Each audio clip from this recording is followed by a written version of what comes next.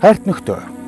Их эзэн Есүс Христ маань хожим энэ дэлхийд ирэхдээ өөртөө итгэдэг бүх хүнийг цуглуулan хэрхэн уулзах тухай хэлхийг бид хүсэж байна. Их эзэн дахин ирэх болсноо өөрийнхөө ариун сүнсний хүчээр туйлд мэдгдсэн. Туйл өөрөө үүнийг ярьж байна. Эсвэл туйл өөрөө үүнийг бичсэн хэмээн зарим хүн худал ярьж байна. Та нар тийм үгэнд бүү гэлээ. Энэ худал үгийг сонсоод сэтгэлээ үнүүлэх хэрэггүй. Учир нь түүнээс өмнө ертөнцийн эзнийг эсэргүүцэж тэр огт байхгүй гэж ярих хүн олон болж ирнэ. Тэгээд өөрийнх нь эсрэг боловч олонний хүндэтгэл хүлээсэн суут нэгэн хүн гарч ирэхийг ертөнцийн эзэн зөвшөөрч нэр алдрыг нь бүгдэд түгээв. Гэвч тэр хүн хожим ертөнцийн эзнээр шийтгүүлж мөнхийн зовлонд орох нь гарцаагүй. Харин тухайн үедээ тэр хүн ертөнцийн эзнийг эсэргүүцсэн өөрийгөө асар их өргөмжлүүлэн магтуулж өөр ямар ч бурхан шүтээнийг доромжлон зайлуулж оронд нь өөрийн алдар нэрийг дэвшүүлж ертөнцийн ганц эзний хүндэт байрыг төрөмгийлэн эзэлж өөрийгөө тэр эзэн мэтээр өргөмжлүүлэн хүндэтгүүлнэ. Урд нь би та нартай байхдаа энэ тухай хэдэн удаа ярьж байсныг санаж байна уу? Тэр хүний хизээ гарч ирэхийг ертөнцийн эзэн өөрөө тогтоосон. Түүнийг цагаас өмнө гаргуулахгүй тулд ертөнцийн эзэн саатуулж байгааг та нар ойлгодог үзье. Үүнд одоо ч гэсэн газар сайгүй ертөнцийн эзний эсрэг тэмцэл гардаг. Энэ нь адгийн моёрын сүнсний ажил юм. Гэвч хожим ертөнцийн эзэн тавьсан тэр саадаа үгүй болгоно.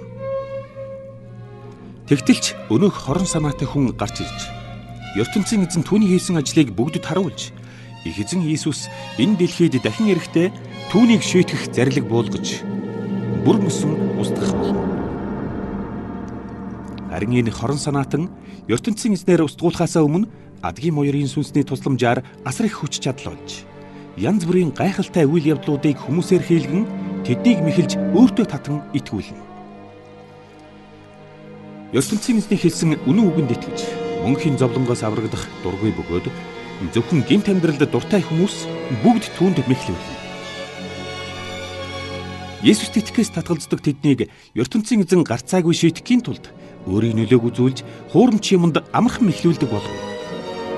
Ийхүү тэр хорон санаат нь тэднийг гүйцэд мэхэлж ертөнцийн эзнээр шийтгүүлэн хожим мөнхийн зовлонд орохоос өөр аргагүй болгоно.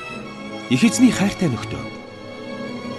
Бид та нарын байдлыг үзээд ертөнцийн эзэнд үргэлж талархан баярлдаг. Учир нь ариун сүнснийхэн хүчээр та нар түүнийх болж үнэн үгэнд итгэн мөнхийн зовлонгоос аврагдсан байна. Үүний төлөө ертөнцийн эзэн хорвоо ертөнцийг бүтээхээс ч өмнө та нарыг сонгон авсан ажээ. ертөнцийн эзэн хожим бидний их эзэн Есүсийг гүйцэд алдаршуулна.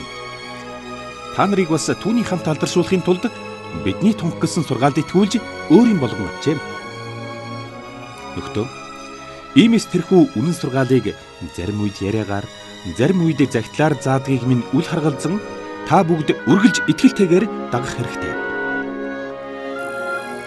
Бидэнд мөнхийн тайван жаргалыг бэлгэлж, яр үсгийн мөнхийн амьдралыг авах гэрэлт найдварыг өгсөн нь их эзэн Есүс Христ болон мөнхийн эцэг ертөнцийн эзний маань хайрын үр дүн.